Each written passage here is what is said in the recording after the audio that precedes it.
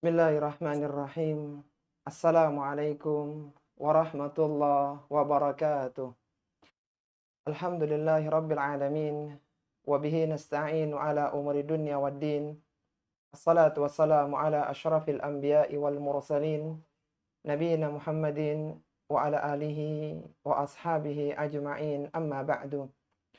Akhwati fillah, rahimani wa rahimakunallah. Alhamdulillah kita bersyukur kepada Allah Subhanahu wa taala yang mana kita kembali dipertemukan di majelis ilmu yang mulia. Untuk mengawali perjumpaan kita pada kesempatan kali ini, ada satu ayat dalam Al-Quran yang perlu kita renungkan bersama. Allah Subhanahu wa taala berfirman, Ya ayuhan nasu inna khalaqnakum min dzakari wa untha wa ja'alnakum syu'uban wa qabaila lita'arafu. Inna akramakum indallahi atqakum. Innallaha alimun khabir. Kata Allah Subhanahu wa taala, sesungguhnya Allah Subhanahu wa taala menciptakan kalian dari laki-laki dan wanita dan menjadikan kalian berbangsa-bangsa dan bersuku-suku lita'arafu agar kalian saling mengenal. Inna akramakum indallahi atqakum. Sesungguhnya yang paling mulia di antara kalian adalah yang paling bertakwa kepada Allah Subhanahu wa taala. Innallaha alimun khabir. Dan sungguhnya Allah Subhanahu wa taala Maha mengetahui lagi Maha mengenal. Akhwati fillah rahimani wa rahimakunallah. Pada ayat yang mulia ini Allah Subhanahu wa taala menyebutkan bahwa yang paling mulia di antara manusia adalah yang paling bertakwa kepada Allah Subhanahu wa taala. Siapakah orang yang bertakwa itu? Didefinisikan oleh para ulama, ketakwaan adalah anta'mala bi ta'atillahi ala nurim minallahi tarju thawaballah. Engkau melakukan ketaatan kepada Allah Subhanahu wa taala berdasarkan cahaya ilmu dari Allah Subhanahu wa taala, tarju thawaballah, karena engkau mengharapkan pahala dari Allah Subhanahu wa taala. Wa antatruka maksiyatallahi ala nurim minallahi takhafu iqaballah. Dan engkau meninggalkan kemaksiatan kepada Allah Subhanahu wa taala atas cahaya Allah Subhanahu wa taala dan karena engkau takut siksaan dari Allah Subhanahu wa taala. Orang-orang yang bertakwa memiliki 4 ciri, kata Ali bin Abi Thalib. Beliau mengatakan, at-taqwa wa khaufu minal jalil wal amalu bit tanzil wal qana'atu bil qalil wal isti'dadu liyaumir rahil. Kata Ali bin Abi Thalib radhiyallahu taala anhu, para khulafaur rasyidin yang wafat tahun 40 Hijriah di Kufah. Beliau mengatakan, ketakwaan adalah ketika engkau takut kepada Allah yang maha kuasa, yang maha mulia. Wal amalu bit tanzil, dan engkau mengamalkan Al-Quran yang diturunkan. Ucapanmu, perbuatanmu seperti yang ada dalam Al-Quran. Wal qana'atu bil qalil, engkau qanaah, engkau menerima dengan rizki yang sedikit. Wal isti'dadu liyaumir rahil, dan engkau bersiap-siap untuk perjalanan panjang setelah kematian. Akhwati fillah rahimani wa rahimakunallah, dikatakan oleh Ali bin Abi Thalib tadi bahwasanya orang-orang yang bertakwa adalah orang yang mengamalkan, yang beramal seperti yang ada dalam Al-Quran yang diturunkan. Maka seorang muslimah yang belajar Al-Quran menjadi manusia yang utama.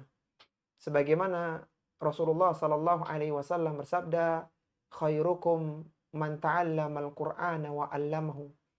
Sebaik-baik kalian adalah orang yang mempelajari Al-Quran dan yang mengamalkannya. Dan juga dikatakan oleh Ali bin Abi Thalib bahwasanya seorang yang bertakwa adalah orang yang mempersiapkan perjalanan panjang setelah kematian. Ketakwaan merupakan salah satu sebab seorang amalannya diterima oleh Allah Subhanahu wa taala. Abdullah bin Umar radhiyallahu taala pernah mengatakan, "Atadri mimman yataqabbalullah?" Tahukah kalian siapa yang amalannya diterima oleh Allah Subhanahu wa taala? Innama yataqabbalullahu minal muttaqin. Sesungguhnya Allah Subhanahu wa taala hanyalah menerima amalan dari orang-orang yang bertakwa. Amalan yang paling banyak memasukkan, sesuatu yang paling banyak memasukkan seorang ke dalam surga adalah akhlak yang mulia dan ketakwaannya. Sebagaimana Rasulullah Shallallahu Alaihi Wasallam bersabda ketika ditanya tentang apa yang paling banyak memasukkan manusia ke dalam surga, kata beliau, taqwallahi wa husnul khuluq. Bertakwa kepada Allah Subhanahu wa taala dan berakhlak mulia.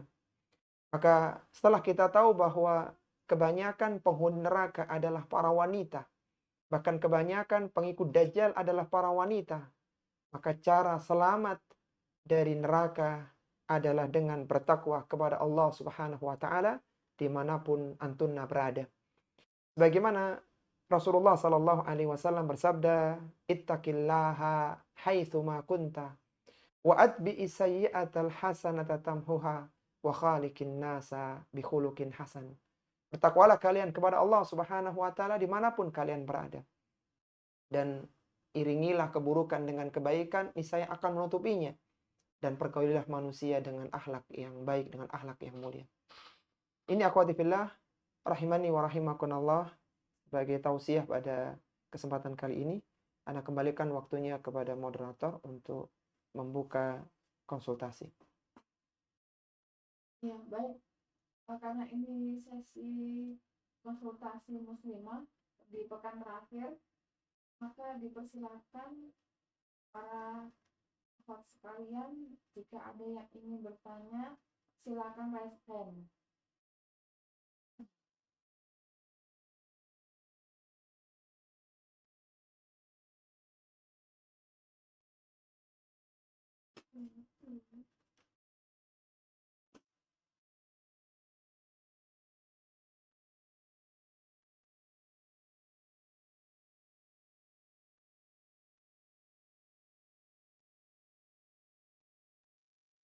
Ya, sekali lagi, karena malam hari ini adalah pekan terakhir di bulan Juni, maka pada malam hari ini adalah sesi konsultasi muslimah. Dipersilakan kepada akhwat sekalian, jika ada yang ingin didiskusikan, silakan untuk raise hand. Ya, silakan Ibu Eka Nur Laila dari Cianjur.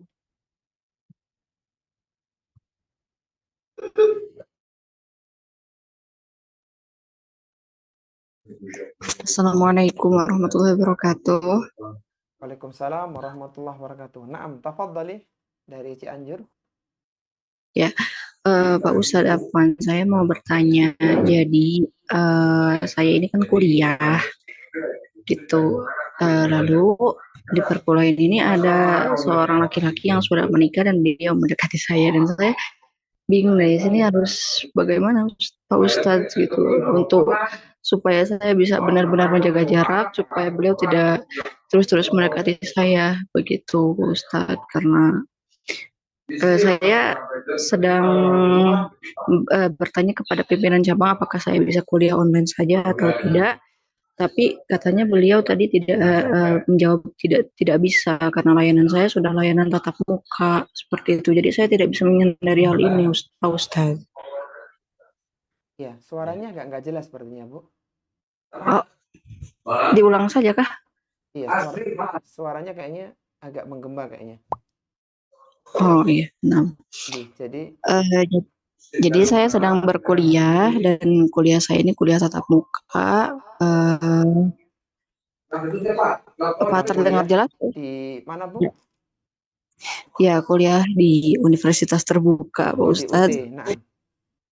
Ya, begitu. Dan ada seorang laki-laki, beliau sudah menikah, namun beliau itu seperti mendekati saya secara terang-terangan gitu, walaupun saya sudah tidak membalas chatnya atau seperti itu, saya nggak meladennya dari awal. Cuma saya lama-lama juga jadi risih seperti itu. Dan sekarang saya mau memasuki semester 2. Saya sudah konsultasi kepada pimpinan cabang kuliah saya supaya diubah ke tutorial online, supaya saya kuliah online, tapi rupanya tidak bisa karena awal saya sudah tatap muka katanya seperti itu. Jadi saya tidak bisa menghindari hal ini. Jadi apa yang harus saya lakukan, Pak Ustadz? Baik, Masya Allah. Pertanyaan sangat bagus ya dari Cianjur ya. Jadi bagaimana ketika seorang akhwat ini ada laki-laki yang ingin mungkin mendekati begitu ya. Baik, akhwati fillah rahimani wa rahimakumullah, pertanyaan sangat bagus ya. Yang pertama bahwa laki-laki ya, itu di antara fitnah bagi laki-laki adalah wanita ya. Sampai-sampai Nabi SAW menyebutkan dalam hadisnya, ma taraktu fitnatan ba'di adarra minan nisa. Aku tidak meninggalkan fitnah setelahku yang lebih berat bagi laki-laki kecuali wanita ya. Akan disebutkan bahwa di antara yang dijadikan fitrah bagi laki-laki adalah kecintaan kepada wanita, anak-anak, dan harta. Sehingga ketika seorang laki-laki ini dekat dengan wanita, maka dia banyak atau besar potensi timbulnya fitnah. Lalu bagaimana seorang muslimah? Hendaknya dia saddud dari'ah, menutup celah-celah keburukan. Ketika dirasa memang dia tidak ada kecocokan, kemudian bukan dari jalur yang benar, maka dia harus menghindar, dia harus menjauhi hal tersebut agar tidak tergelincir pada fitnah yang jauh lebih besar.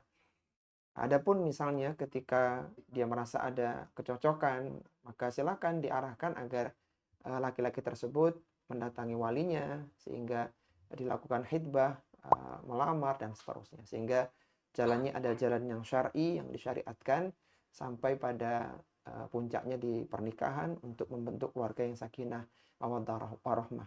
Tapi kalau memang dirasa tidak cocok, ya maka menghindar, menjauhi, ya kemudian tidak ketika dia mendekat maka berusaha menghindar, dan hendaknya antunna senantiasa bertakwa kepada Allah Subhanahu wa taala semampu antunna. Sebagaimana Allah sebutkan dalam Al-Qur'an, fattaqullaha mastata'tum. Bertakwalah kepada Allah semampu kalian. Itu mungkin ya sebagai nasihat ya, wallahu taala a'lam. Ya, bagaimana Bu Eka? Ada yang mau disampaikan lagi? Ya, kalau tidak ada, kita beralih kepada Ibu Yuniarti di Bandung. Silakan Ibu Yuniarti dari Bandung.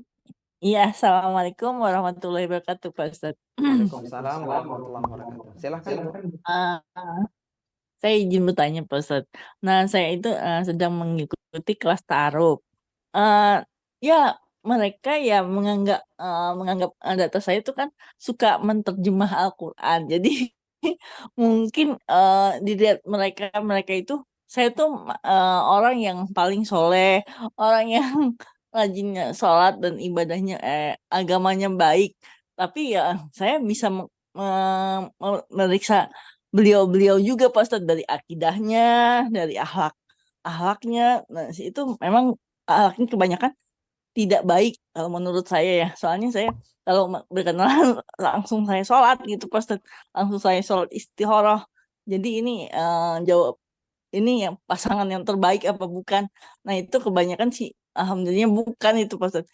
Udah berkali-kali saya kalau sholat tuh 2 kali atau 3 kali. Itu bagaimana, Pak Ustadz? Kalau yang tidak, beliau-beliau sih tidak mengejar saya, enggak gitu, Pak Ustadz. Karena apa? Karena data saya atau kesolehan saya itu bagaimana, Pak Ustadz? Jadi kalau Baik, Masya Allah. Pertanyaan yang sangat bagus ya dari Bandung tentang bagaimana ketika seorang ini didatangi oleh laki-laki, kemudian apakah orang ini orang yang baik, yang soleh atau tidak ya.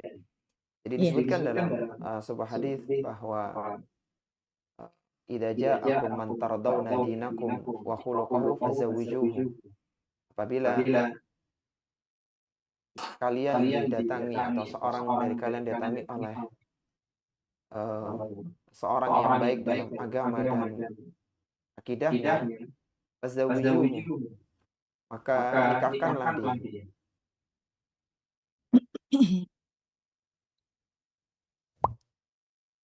Ya, ketika seorang itu baik dalam sisi agama dan akhlaknya, maka diperintahkan untuk dinikahkan.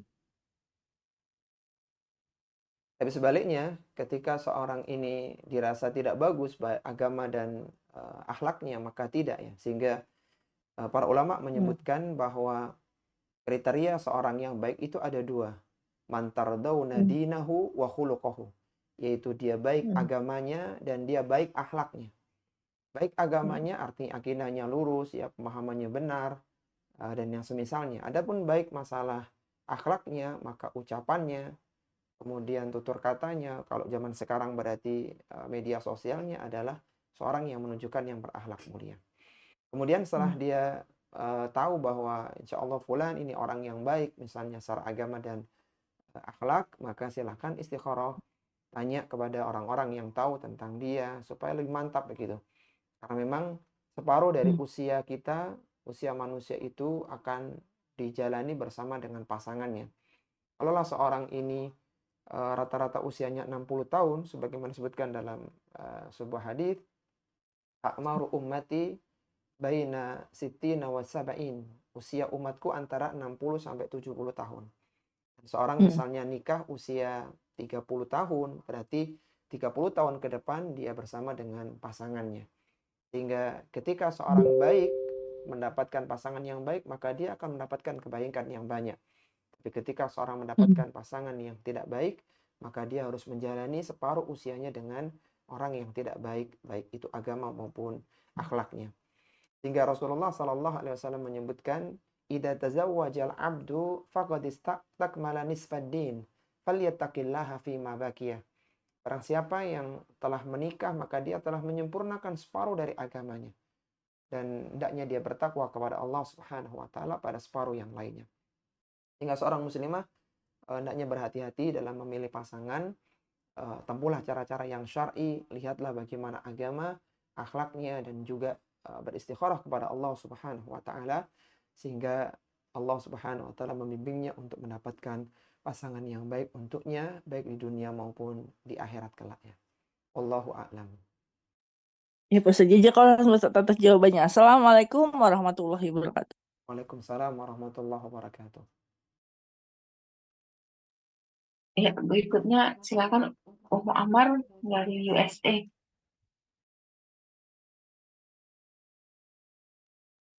Ya, jazakumullahu khairan Ustazah. Alhamdulillah, jazakumullahu khairan Ustadz. Semoga Allah melindungi Ustadz dan keluarga dimanapun berada. Amin wa iyyakum. Pertanyaannya Ustadz, Assalamualaikum warahmatullahi wabarakatuh. Ustadz mohon nasihatnya, telah terjadi kerutan di keluarga besar sehingga suasana jadi tidak nyaman. Kejadian sebelumnya, seorang istri lebih mendukung anaknya untuk berpacaran, padahal suaminya sudah melarang. Akhirnya semacam ada konflik antara ibu dan anak bersatu untuk menentang suaminya. Akhirnya si anak hamil di luar nikah dan baru ketahuan ketika sudah 7 bulan. Untuk menutupinya, akhirnya mereka dinikahkan secara siri, tetapi akhirnya jadi tidak karuan, Ustadz.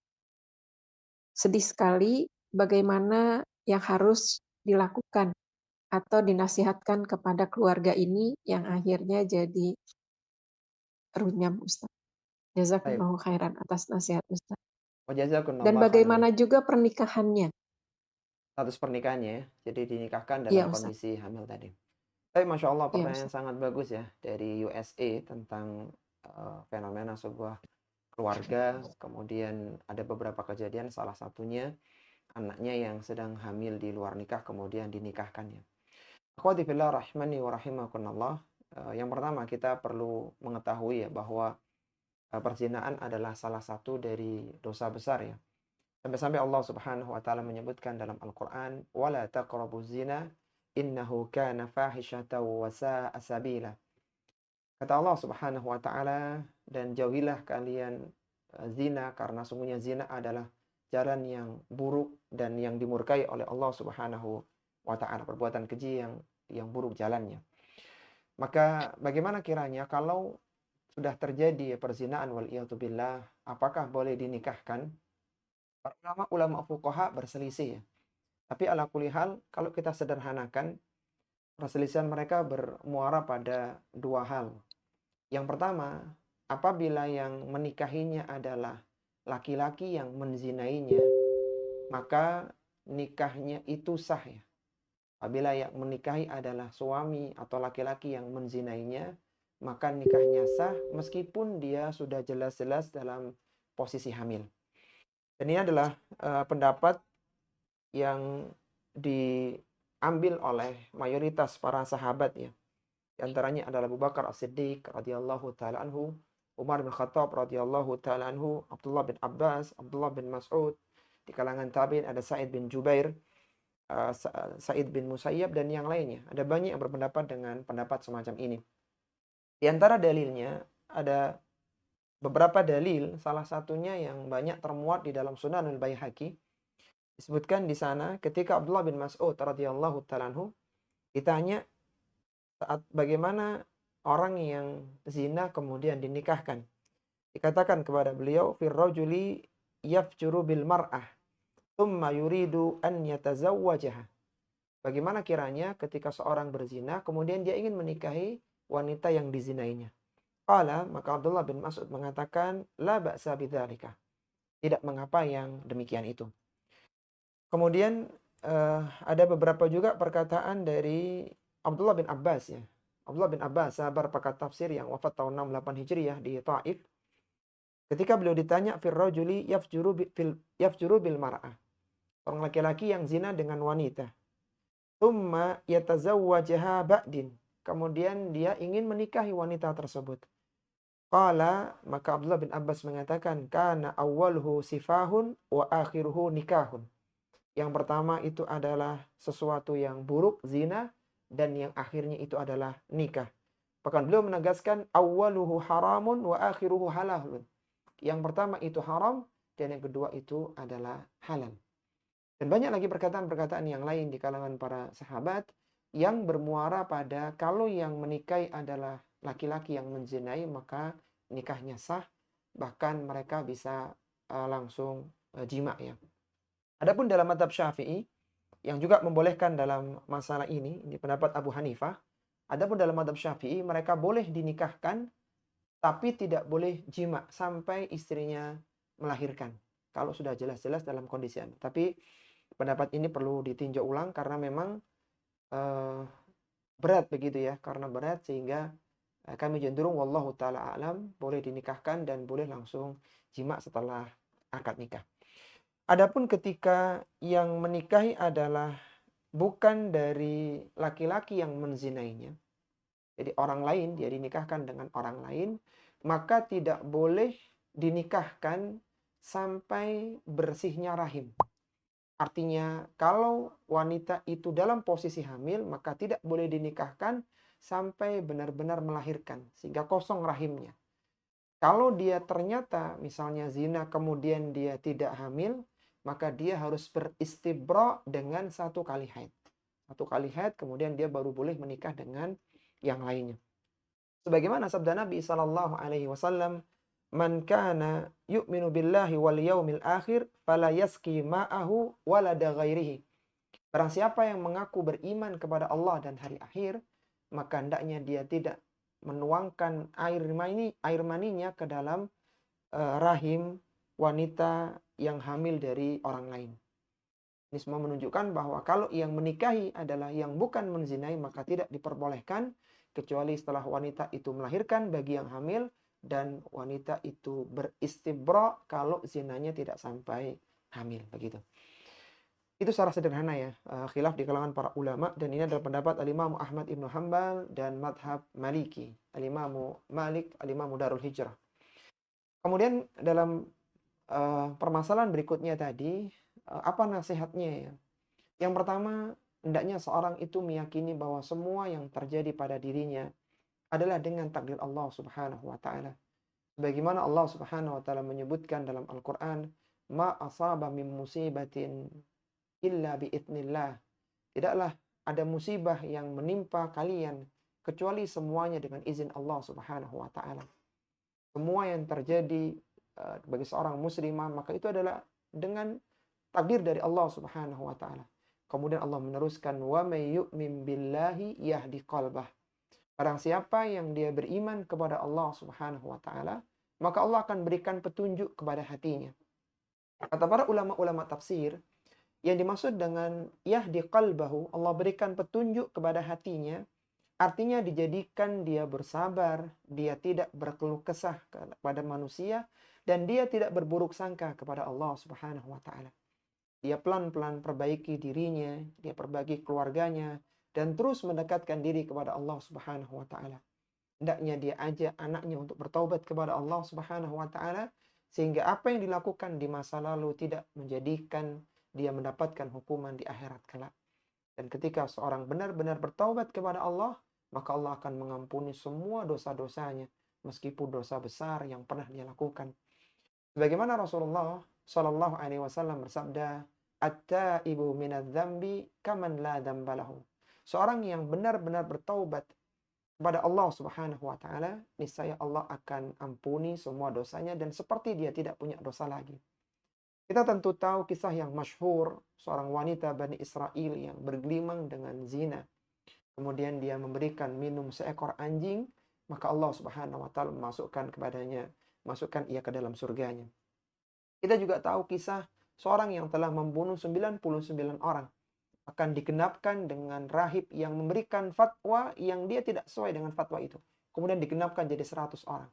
Kemudian dia bertemu dengan ulama, diarahkan ke negeri ahlul ilmi, maka dia berjalan ke sana dan belum sampai di tempat itu dia meninggal dunia. Dadanya hanya menjorok sejengkal dengan bumi yang akan dia tuju. Kemudian dia dimasukkan oleh Allah Subhanahu wa taala ke dalam surga. Bukankah kita tahu membunuh adalah dosa besar? Bukankah kita tahu zina adalah dosa besar? Tapi dua orang tadi diampuni dosanya oleh Allah Subhanahu wa taala. Sehingga Allah Subhanahu wa taala memanggil hamba-hambanya yang beriman agar bertaubat kepada Allah Subhanahu wa taala dengan taubatan nasuha. Allah menyebutkan dalam Al-Qur'an, "Ya ayyuhalladzina amanu tubu ilallahi taubatan nasuha." Wahai orang-orang yang beriman, bertaubatlah kalian kepada Allah dengan taubat yang sebenarnya. Niscaya Allah akan ampuni dosa-dosa kalian dan Allah akan perbaiki keadaan kalian. Itu mungkin Ummu Amar ya, sedikit nasihatnya. Silakan kalau ada yang kedua. Ya Ustadz. Ya Ustadz, kalau terkait dengan pertanyaan yang sebelumnya, yang tadi Ustadz, bagaimana yang harus dilakukan sang ayah Ustadz? Karena itu kan ada di pundaknya ayah. Dia merasa bersalah saat ini dan apa yang harus dia lakukan? Iya, baik. Ketika seorang bapak ini atau seorang ayah itu sudah berusaha ya menasihati, mencegah, dan itulah yang terjadi, maka dia tidak terkena efek dari perbuatan tersebut. Tapi kalau selama ini dia abai, dia lalai, dia tidak memberikan pendidikan yang baik untuk anak-anaknya, tidak memberikan teman bergaul yang baik, maka ini sebuah kelalaian. Tapi ala kulli hal, ketika semuanya sudah terjadi, maka bagaimana sekarang memperbaiki diri? Hendaknya ayah tersebut dia bertobat kepada Allah, ya dia belajar ilmu agama, demikian pula keluarganya, pelan-pelan ditata, maka insya Allah pada saatnya semua akan menjadi kebaikan.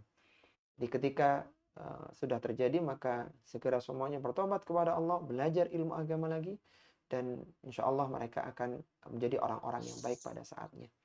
Ingat bahwasanya sebesar apapun dosa manusia, maka ampunan Allah jauh lebih besar. Sebagaimana Allah sebutkan dalam hadits qudsi, Allah berfirman, "Ya bani Adam, law ataitani biqurabil ardi khataya, thumma laqitani lam tusyrik bi syai'a, la ataituka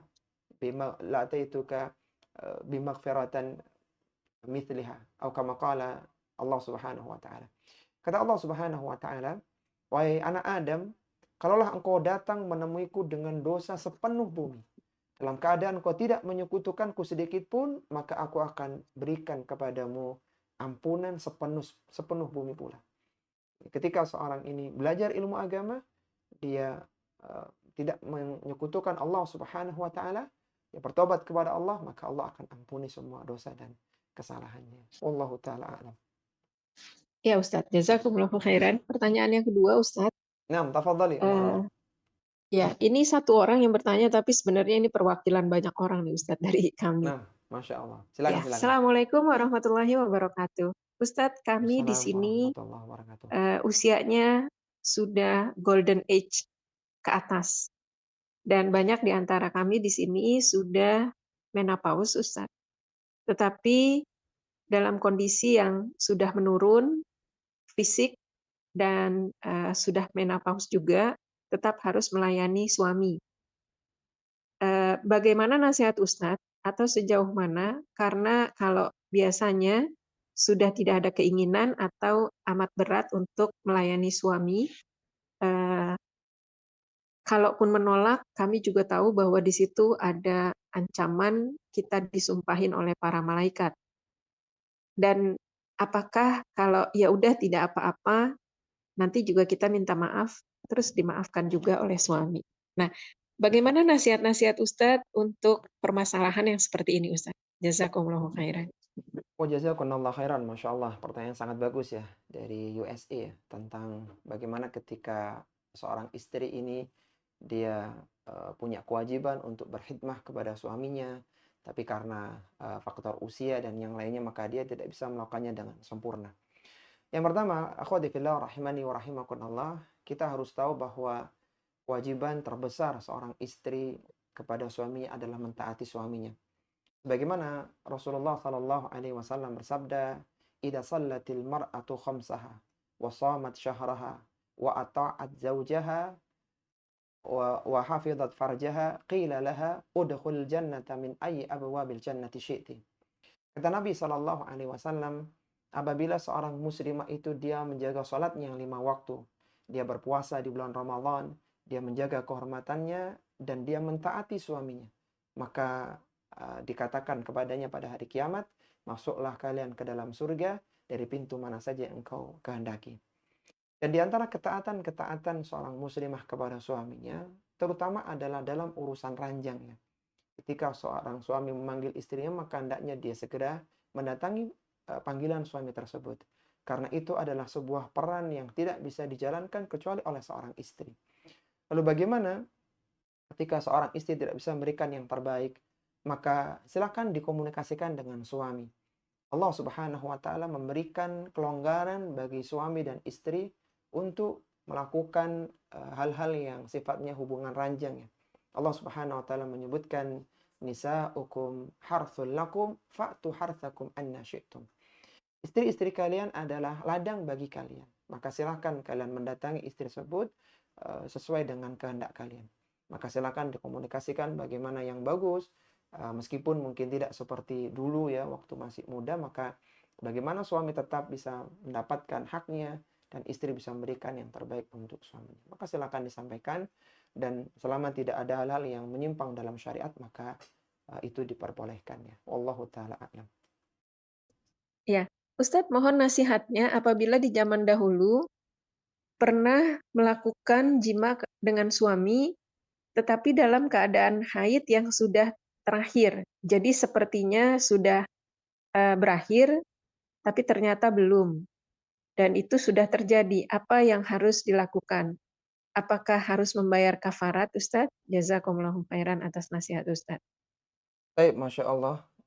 Pertanyaan sangat bagus ya. Tentang bagaimana seorang yang jima dengan istrinya yang sedang haid. Maka ini ada kafarahnya. Bagaimana disebutkan oleh Nabi SAW, bagi orang yang jima dengan istri yang sedang haid, beliau mengatakan, yatasaddaqu bidinarin au binisfi dinarin. Hendaknya dia bersedekah dengan 1 dinar atau dengan setengah dinar. Bahkan dijelaskan oleh Abdullah bin Abbas ya dalam perkataannya menjelaskan sabda Nabi SAW yang mulia tadi, idza asabaha fi awwalid dam fadinarun wa idza asabaha fi intiqa'id dam fa nisfu dinarin. Kalau kejadiannya itu di awal-awal keluarnya darah, maka itu 1 dinar. Kalau kejadiannya di akhir-akhir keluarnya darah, maka itu setengah dinar. Jadi secara sederhana, anggap saja seorang itu haid 6 hari begitu misalnya. Kalau kejadiannya di 3 hari pertama, maka bisa disedekah 1 dinar. Kalau kejadiannya di 3 hari yang terakhir, maka dia bersedekah setengah dinar. Setengah dinar itu berapa? Atau 1 dinar itu berapa? 1 dinar adalah senilai sama dengan 4,25 gram ya, emas ya. Dan itu tinggal dikalikan, jadi 1 gramnya berapa, dikalikan 4,5 gram. Jadi 1 gram emas dikalikan 4,5 gram, maka itu 1 dinar. Kalau setengah dinar berarti separuhnya lagi. Dan itu disedekahkan kepada fakir miskin, diberikan kepada fakir miskin, dan kafarah itu terkena pada 2 orang. Pada suami dan juga istri. Jadi suami kena 1 dinar kalau di awal, istri 1 dinar. Kemudian kalau di akhir berarti suami kena setengah dinar dan istri setengah dinar. Jadi dikeluarkan dalam bentuk mata uang, disedekahkan kepada fakir miskin. Silakan dicari konversi 1 gram emas itu berapa dikalikan 4,5 gram. Itu 1 dinar. Wallahu ta'ala. Dan hendaknya seorang bertobat kepada Allah atas perbuatan tersebut ya. Wallahu ta'ala alam. Ya Ustadz, jazakumullahu khairan. Jazakumullah khairan. Tambahan ini Ustadz, kalau terjadinya di sini berkali-kali Ustadz, tapi tidak ingat, apakah bayar kafaratnya juga berkali-kali atau cuma sekali aja Ustadz? Baik, Masya Jazakumullahu Allah. khairan. Jazakumullah khairan. Iya, setiap 1 kali jima maka 1 kali kafarah. Ya tinggal mengalihkan berapa kali jimanya, maka tinggal dikalikan ya. Wallahu ta'ala alam. Ya Ustadz, jazakumullahu khairan. Jazakumullah khairan, Masya Allah. Nah, tafadhali yang lainnya. Ya, berikutnya silahkan Ibu Nilam dari Jember. Assalamualaikum warahmatullahi wabarakatuh. Waalaikumsalam warahmatullahi wabarakatuh. Silahkan Bu, dari Jember. Ya, assalamualaikum Ustadz. Ayakumullah. Izin bertanya, ini ada seorang akhwat Ustadz yang qadarullah gagal setelah nazar Ustadz. Nah, kemudian ada seorang ikhwan yang meminta untuk ta'aruf dengan si akhwat ini Ustadz. Namun sang akhwat ini masih trauma katanya Ustadz. Karena beliau membandingkan kayak seperti pemahaman agama sang ikhwan dengan yang pertama yang gagal nazar dengan yang baru maju ini Ustadz. Mohon nasihatnya Ustadz untuk sang akhwat. Ini gagal nazarnya itu gara-gara Ustadz katanya. Qadarullah dari Bapak ikhwan tidak menyetujui gitu Ustadz. Baik, Masya Allah. Iya, pertanyaan yang bagus ya dari Jember ya. Bagaimana ketika seorang ini nazar kemudian gagal ya, dan ada yang minta lagi atau nazar lagi ternyata masih trauma begitu.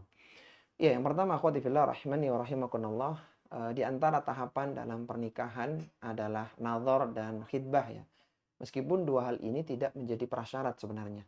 Artinya misalnya seorang langsung akad nikah ya, setelah dari calonnya itu sama-sama ridho, kemudian walinya mau ya, artinya semua unsur dalam pernikahan itu terpenuhi, tanpa ada nazar dan khitbah pun juga sebenarnya juga diperbolehkan. Meskipun ketika ada nazar, ada khitbah, maka semakin bagus ya jenjang dalam pernikahan. Baik, kembali dalam pertanyaan tadi, bagaimana kalau seorang akhwat ini dia trauma ya. Yang pertama, dia harus tahu bahwa bagaimana standar ya suami yang baik itu. Bagaimana tadi disebutkan dalam sebuah hadis, apabila idza ja'akum man tardawna dinahu wa khuluquhu fazawwijuhu. Apabila datang kepada kalian seorang yang baik agama dan akhlaknya, maka nikahkanlah ya. Ketika tidak, maka akan muncul fitnah yang besar di muka bumi ini. Maka ketika dia baik agamanya ya, kemudian sudah nazar dan sesuai, maka segera dilangsungkan pernikahan. Tapi kalau ternyata ya dengan berbagai hal tidak mendapatkan ya, mungkin yang tidak melanjutkan adalah dari pihak laki-laki, maka hendaknya dia bersabar. Karena ketika itu adalah pasangannya, suaminya, maka Allah akan mudahkan. Allah akan mudahkan apa yang menjadi takdir dia. Dan kalau dia tidak dengan fulan yang barusan menazar, maka insya Allah ada hikmah di balik itu. Mungkin kedepannya akan ada hal yang tidak tepat ya dengan dia. Hendaknya dia senantiasa berhusnudzan kepada Allah Subhanahu wa taala. Adapun masalah trauma, dia harus meyakini bahwa apapun yang menimpanya adalah dengan takdir Allah Subhanahu wa taala. Bisa jadi sesuatu yang sekarang dianggap pahit adalah kebaikan bagi dia.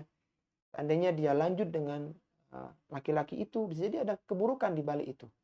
Sebagaimana Allah Subhanahu wa taala menyebutkan dalam Al-Qur'an, asa an tuhibbu syai'an wa huwa syarrul lakum wa asa an takrahu syai'an wa huwa khairul lakum. Bisa jadi kalian menyukai sesuatu tapi itu buruk buat kalian, dan bisa jadi kalian membenci sesuatu padahal itu baik buat kalian. Mungkin tidak lanjut pasca nadhar itu berat ya, tapi kita harus yakin bahwa inilah yang terbaik untuk kita. Apalagi sudah istikharah ya, sudah berdoa kepada Allah, maka apapun yang terjadi adalah kebaikan. Bisa jadi setelah itu akan datang orang yang lebih baik, lebih solih daripada yang pertama. Hendaknya dia senantiasa bersabar ya, kemudian diserahkan tawakal kepada Allah Subhanahu wa taala. Ketika dia memperbaiki diri, agamanya, akhlaknya, maka akan datang orang-orang yang baik yang akan menikahi dia. Karena seorang muslimah yang baik akan dinikahi oleh seorang mukmin muslim yang baik pula ya. Jadi dia tawakal kepada Allah Subhanahu wa taala, menyerahkan semua urusannya kepada Allah, dan dia tidak terlalu berat dengan kondisi ditolaknya atau nazar yang tidak lanjut pada fase berikutnya, karena bisa jadi itu adalah kebaikan untuk dirinya. Wallahu taala alam. Ada lagi Bu Ilham? Kalau semisal gini Ustadz, akhwatnya ini masih membandingkan perihal agamanya Ustadz. Semisal kayak pemahaman akidahnya ataupun tentang hafalan Al-Qur'annya Ustadz. Iya. Jadi masih apa ya Ustadz, lebih bisa dikatakan lebih baik yang pertama ini Ustadz gitu. Baik, Ketimbang Masya yang Allah. kedua gitu. Yang setelahnya ya, baik. Baik, Ya, Ustadz. akhwati fillah rahimani wa rahimakumullah.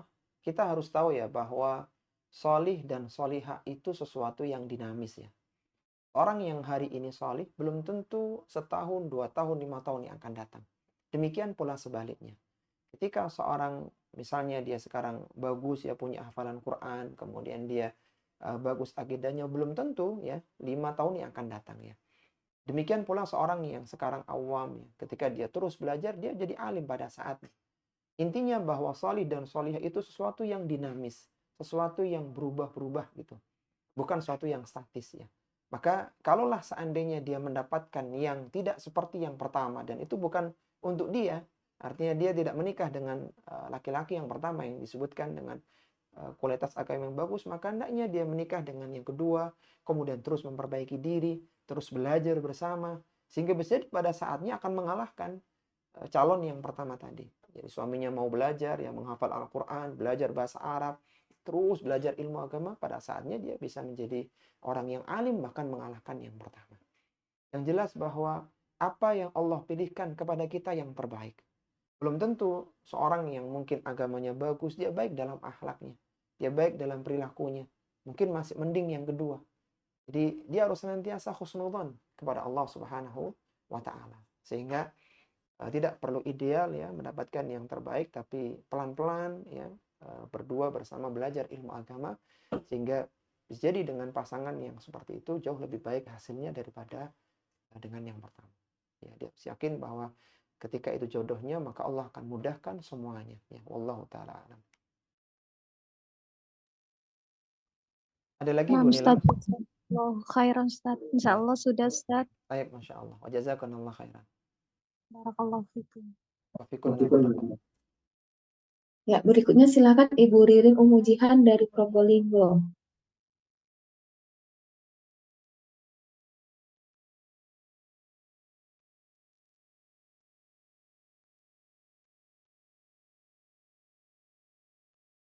Ibu Ririn dari Probolinggo. Kalau belum, ya silakan Ibu Ririn dari Probolinggo.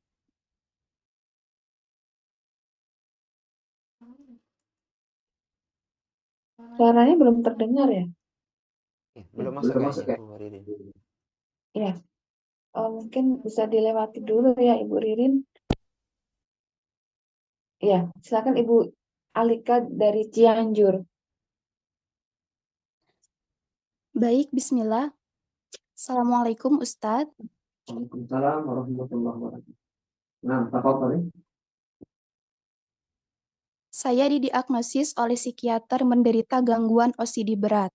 Akibat gangguan tersebut, saya menjadi sangat sulit untuk memaksimalkan ibadah, terutama sholat. Ketika sholat, saya terkadang harus mengulang-ulang gerakan disebabkan was-was. Selain saya harus ikhtiar secara medis untuk menyembuhkan penyakit saya tersebut, bagaimana solusinya agar saya dapat sembuh dari penyakit tersebut menurut agama Islam? Jazakallah khair Ustadz. Baik, akhwati fillah rahimani wa rahimakumullah. Kita tahu bahwa agama Islam ini adalah agama yang sempurna, yang berikan banyak kemudahan bagi para pemeluknya ya.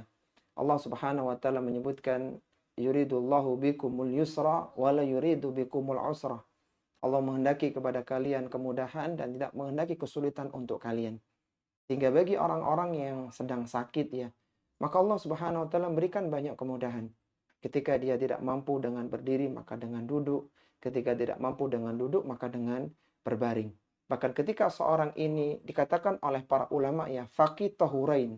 Orang yang kehilangan dua alat bersuci. Dia tidak bisa berwudu dengan air, tidak bisa bertayamum dengan debu, dia tidak bersuci. Maka kalau dia sholatnya sah ya.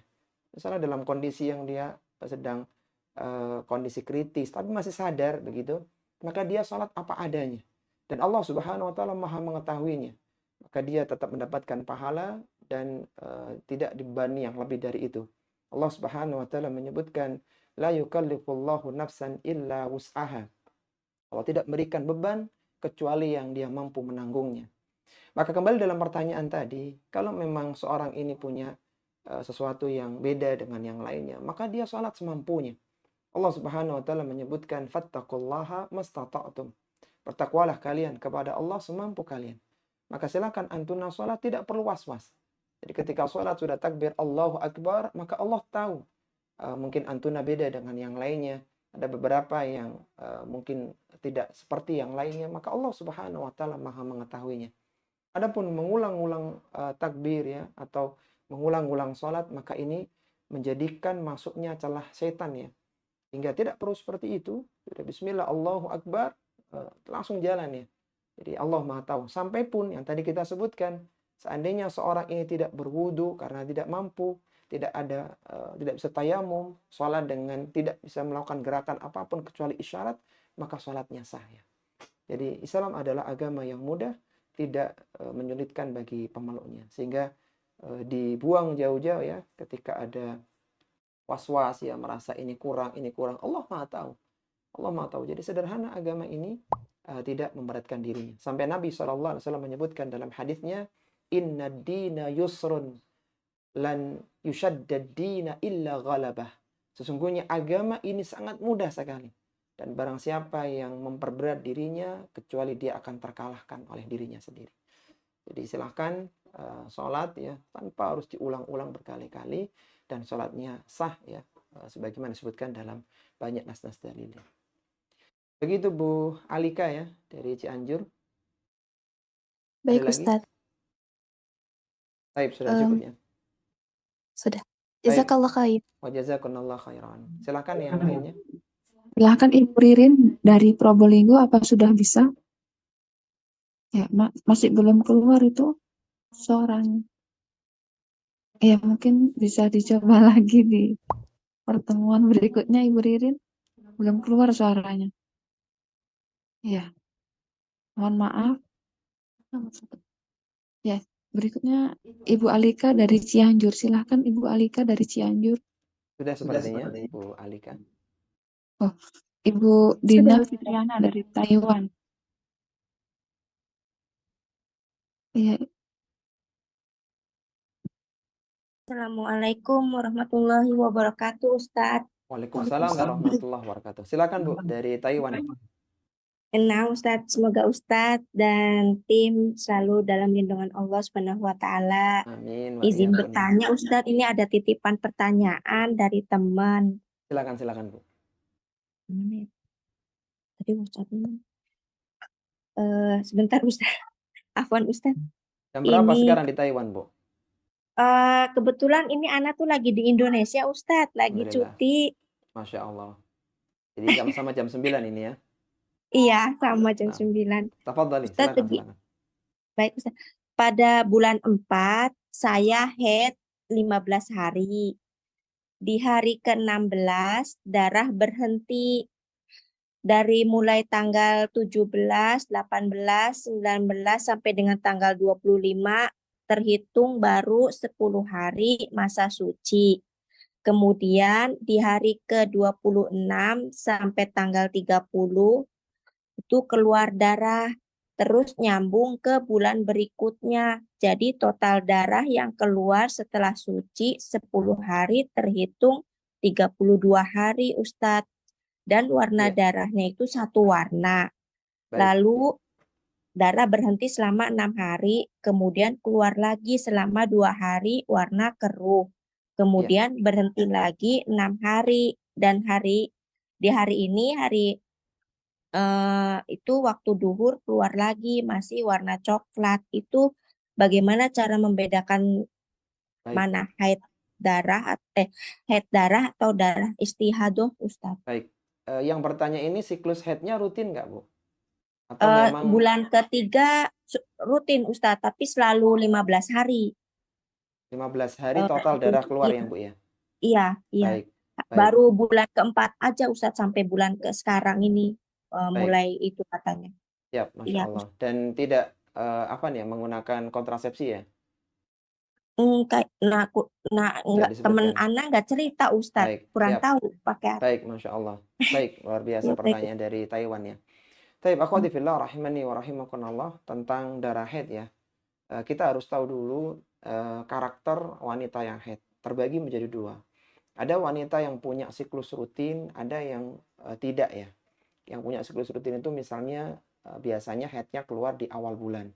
Kalau tanggal bisa berubah, bisa maju ya sehari 2 hari atau bisa mundur. Tapi polanya itu di awal bulan. Nanti ketika mundur ya bisa jadi pola tengah bulan atau bahkan akhir bulan. Tapi polanya itu bisa teratur ya. Itu namanya punya siklus rutin. Atau yang disebut dengan mu'tadah ya, wanita dengan siklus rutin.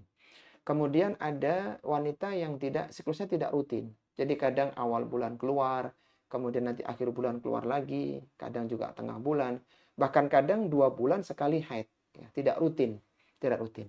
Tapi bagaimana ketika menghadapi haid yang tidak sesuai dengan siklusnya ya? Awal bulan itu keluar, kemudian akhir bulan keluar lagi begitu.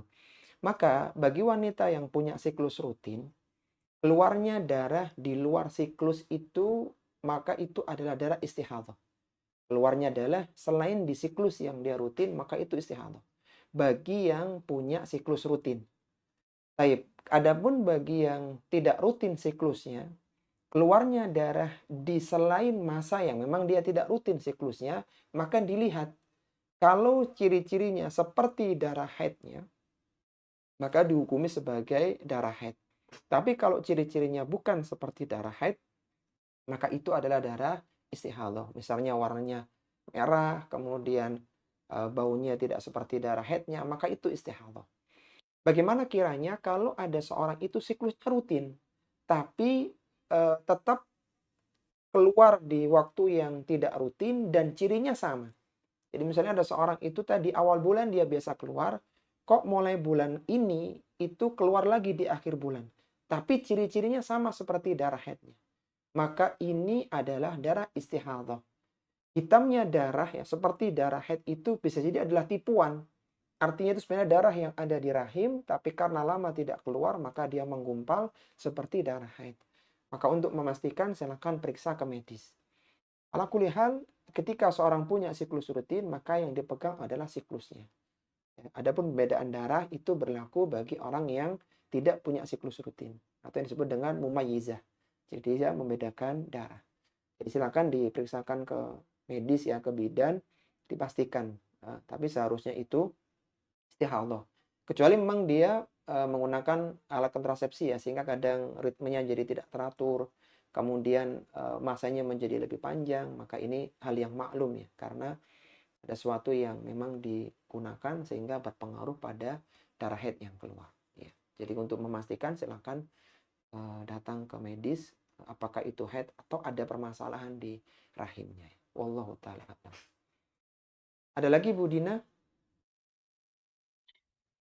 Alhamdulillah cukup Ustadz. Baik, Ustadz, Masya Allah. jazakumullah khairan atas jawabannya. Wa jazakumullah khairan.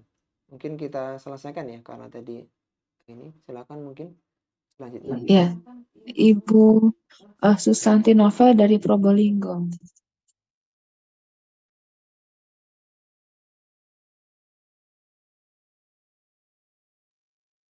Silakan Ibu Susanti Nova dari Probolinggo. Kalau tidak ada, dilanjutkan Ibu Evi Masni. Silakan Ibu Evi Masni. Assalamualaikum warahmatullahi wabarakatuh. Waalaikumsalam warahmatullahi wabarakatuh. Dari mana Bu Evi? Saya di Jeddah, Ustaz. Jeddah, Masya Allah. Sore hari Bu sekarang Jeddah? Iya, Ustaz. Jam 5 sore. Jam 5 sore. Nah, tafadhali, silakan. Jadi izin bertanya, Ustaz. Alhamdulillah ada laki-laki yang berniat meminang saya, Ustaz. Jadi saya sudah beristikharah. Jawabannya Allah tunjukkan melalui orang-orang terdekat saya, Ustaz. Alhamdulillah pihak keluarga saya setuju semua. Alhamdulillah. Tapi kadang-kadang saya masih ragu, Ustaz. Jadi bagaimana caranya agar saya semakin yakin bahwa ikhwan tersebut adalah jodoh saya?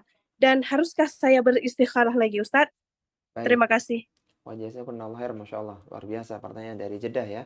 Tentang gimana ketika seorang didatangi oleh orang yang baik akhlaknya. Kemudian dia setelah bertanya pun juga semua mengarah pada inilah insya Allah jodoh yang terbaik ya.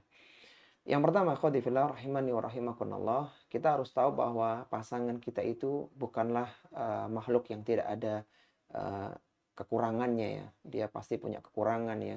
Dan selalu begitu ya. Jadi misalnya dia bagus ini tapi kok ada catatan di situnya, ada permasalahan di sebelah sananya. Selalu begitu. Tapi secara umum ketika antuna sudah beristikharah, kemudian juga bermusyawarah dengan keluarga, dan insya Allah ini adalah yang terbaik, maka bismillah ya, jalan ya. Dan kalau bisa jarak antara misalnya khidbah ya dengan hari H pernikahan jangan terlalu panjang. Karena misinya syaitan ya, antara orang yang belum menikah dengan ketika akan menikah atau bahkan menikah itu berbeda. Ketika seorang itu belum menikah maka dijadikan mereka saling mendekat ya, saling berdua sampai naudzubillah terjerumus pada perzinahan. Itu misinya setan ya. Adapun ketika akan menikah atau sudah menikah maka misinya adalah bagaimana memisahkan mereka. Jadi ketika jalannya adalah jalan yang halal maka setan berusaha menghalangi. Dia punya kekurangan di sana, dia punya kekurangan di sini. Maka ini hendaknya diabaikan saja. Bismillah, jalan bismillah. Adapun kekurangan bisa diperbaiki sambil jalan. Jadi ala kulli hal ketika sudah positif ya, maka bismillah jalan. Adapun kekurangan semuanya seperti itu. Tidak ada yang 100% sempurna, tidak ada celah sama sekali. Tapi itulah pasangan ya, saling melengkapi. Makanya Allah Subhanahu wa taala mempermisalkan suami istri seperti pakaian. Allah Subhanahu wa taala menyebutkan hunna libasul lakum wa antum libasul lahum. Dia adalah pakaian bagimu dan engkau adalah pakaian bagi dia. Di antara fungsi pakaian adalah menutupi aib dari orang yang memiliki pakaian itu. Fungsi suami atau istri adalah menutupi aib pasangannya. Jadi memang pasangannya tidak sempurna, dia punya kekurangan. Tapi bagaimana dengan pernikahan saling melengkapi, saling mengisi dan demikian seterusnya. Jadi kalau memang belum yakin, silakan istikharah. Tapi yang perlu antuna ketahui, tidak akan ada pasangan yang 100% itu sempurna. Pasti akan ada, kok kayaknya masih kurang mantap di sini, di situ. Maka bismillah, insya Allah ketika niatnya adalah karena Allah Subhanahu wa taala, maka Allah akan bimbing rumah tangga antuna. Sebagaimana disebutkan oleh Nabi SAW tentang motif orang menikah. Kata Nabi SAW, tunkahul mar'atu li arba. Wanita dinikahi karena 4 hal. Li jamaliha, wali maliha, wali hasabiha, wali diniha. Ada yang nikah karena nasabnya, karena hartanya, karena kecantikannya, dan karena agamanya. Apa kata Nabi SAW? Fadfar bidatid din taribat yadak.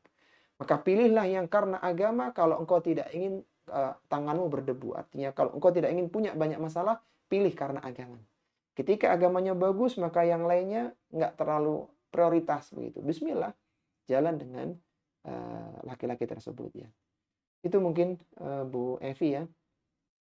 Semoga Allah. Jazakallah khair. Syukran, bismillah. Syukran Ustaz. Silakan Ibu Susanti Novel dari Probolinggo, bisa dicoba lagi. Assalamualaikum warahmatullahi wabarakatuh. Waalaikumsalam warahmatullahi wabarakatuh. Nah, tafadhali, silakan Bu Ya, semoga Susanti. Ustadz dan keluarga selalu dalam lindungan Allah Subhanahu wa Ta'ala. Ustadz, saya mau bertanya, suami saya saat ini sedang dinas keluar kota, ada ketemu sama vendor gitu. Lalu beliau sesampainya di kota tersebut mendapatkan souvenir berupa tas dan ternyata di dalamnya itu ada amplop berisi uang. Iya. Kata vendornya itu adalah ini uang untuk transportasi.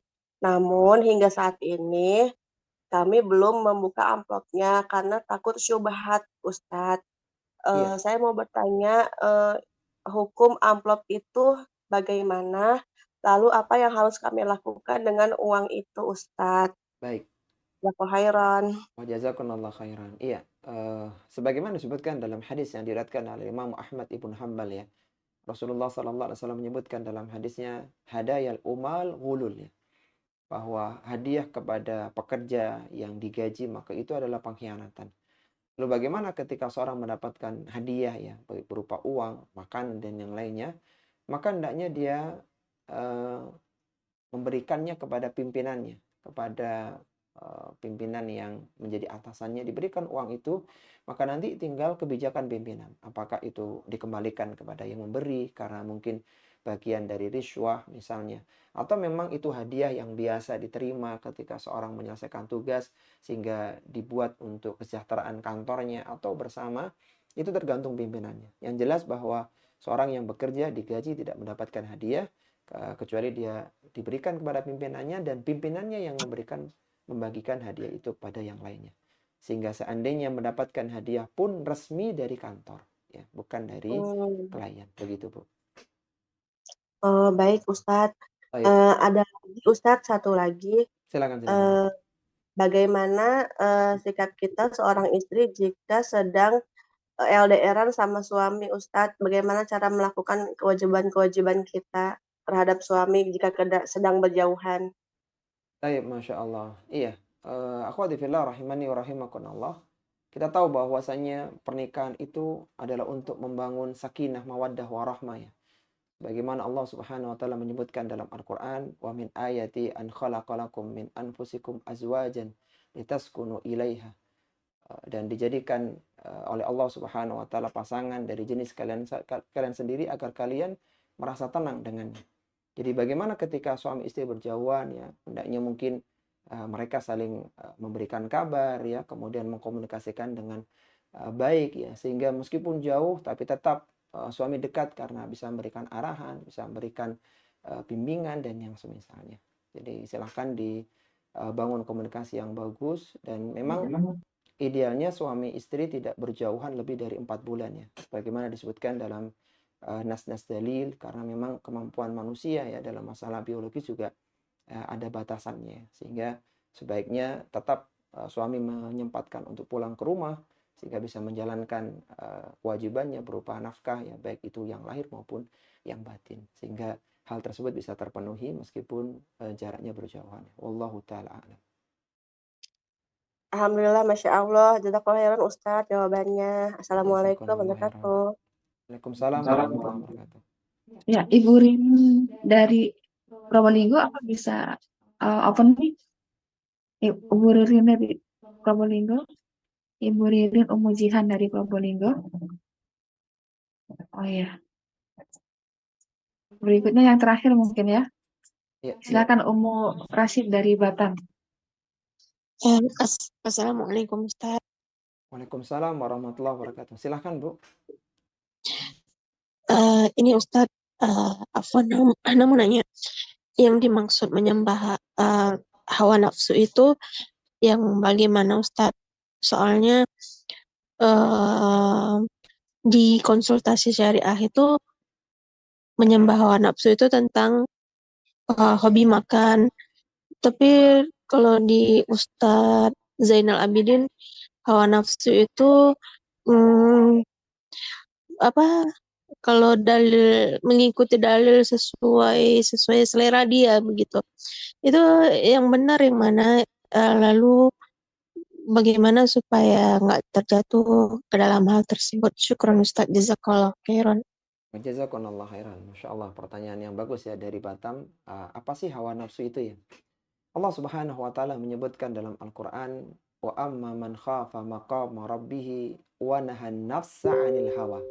Dan adapun orang-orang yang mereka ini takut ya dengan kedudukan Rabb-nya, wa nahan nafsa 'anil hawa, dan dia menahan nafsu dari hawanya, fa innal jannata hiyal ma'wa, maka tempat kembalinya adalah surga yang merupakan tempat kembali yang baik begitu. Maka nafsu ketika digabung dengan hawa, jadi nafsu adalah jiwa, keinginan manusia, adapun hawa adalah potensi keburukan, maka hawa nafsu adalah segala sesuatu yang mendorong manusia untuk berbuat keburukan. Itu melakukan kemaksiatan kepada Allah Subhanahu wa taala dan berbagai hal yang lainnya ya. Jadi semua yang menyimpang dari kebaikan, kebenaran, maka itu adalah hawa nafsu. Dan manusia punya potensi itu. Sebagaimana Allah Subhanahu wa taala sebutkan dalam Al-Qur'an, fa'alhamaha fujuraha wa taqwaha. Dan kami berikan ilham kepada manusia jalan-jalan keburukan dan jalan-jalan kebaikan. Jadi ada keinginan untuk melakukan keburukan, ada keinginan untuk melakukan kebaikan. Dan itulah manusia. Berbeda dengan malaikat yang tidak punya hawa nafsu sehingga tidak punya keinginan untuk bermaksiat. Demikian pula iblis ya, yang isinya adalah keburukan. Adapun manusia ini ada potensi kebaikan, ada potensi keburukan. Ketika dia mengikuti hawa nafsunya, artinya mengikuti keinginan keburukan yang menyelisih kebenaran, menyelisih dalil, maka dia mengikuti hawa nafsu. Dan dia diancam dengan neraka. Adapun ketika dia menahan keinginan buruk itu tidak diteruskan, maka dia dijanjikan oleh Allah Subhanahu wa taala surga. Jadi hawa nafsu sangat luas sekali, mengajak seorang untuk melakukan dosa, kemaksiatan, kerusakan, bahkan kesyirikan ya. Itu semua adalah dorongan hawa nafsu. Jadi semua yang mendorong dalam keburukan itu adalah hawa nafsu manusia. Dari jiwa manusia maupun dari bisikan setan. Hingga disebutkan dalam khutbatul hajah, wa na'udzu billahi min syururi anfusina, dan kami berlindung kepada Allah dari buruknya jiwa kami, keinginan buruk dari jiwa-jiwa kami. Ya. Begitu Bu dari Batam tadi. Kalau punya keinginan hawa nafsu makan itu bagaimana Ustaz? Ya Syukran Ustaz. ditahan Bu. Ya jadi ditahan, dilawan ya, jangan diteruskan karena memang manusia ini ada beban syariat untuk menahan hawa nafsunya. Dan ketika seorang mengikuti maka itu adalah jalan-jalan syaitannya. Jadi ditahan. Oh, begitu baik Ustaz. Syukran Ustaz atas ilmunya, jazakallah khairan. Assalamualaikum.